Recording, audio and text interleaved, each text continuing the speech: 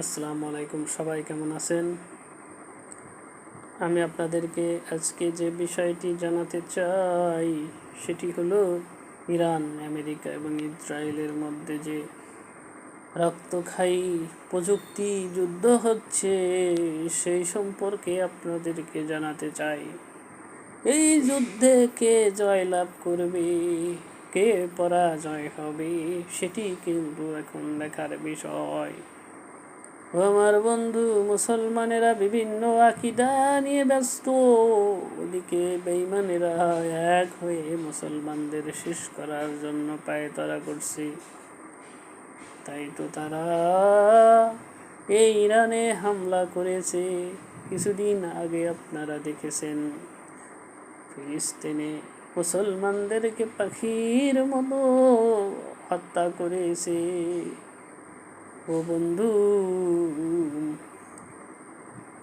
মূলত আমেরিকা এবং ইসরায়েলের এই ইরানের বিরুদ্ধে শুধুমাত্র যুদ্ধ ঘোষণা নয়, এটা মুসলমানদের বিরুদ্ধে তাদের এই যুদ্ধ।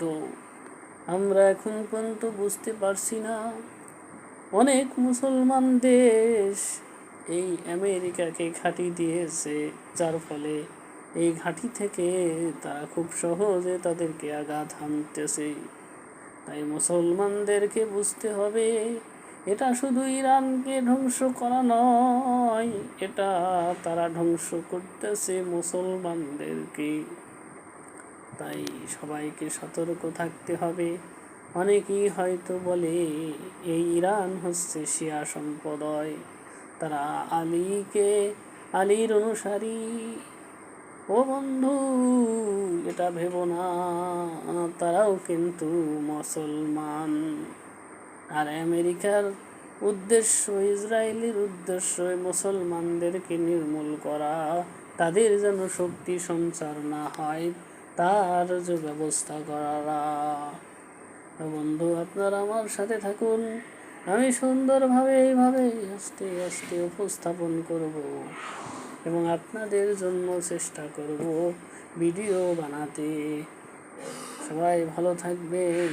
আসসালামু আলাইকুম।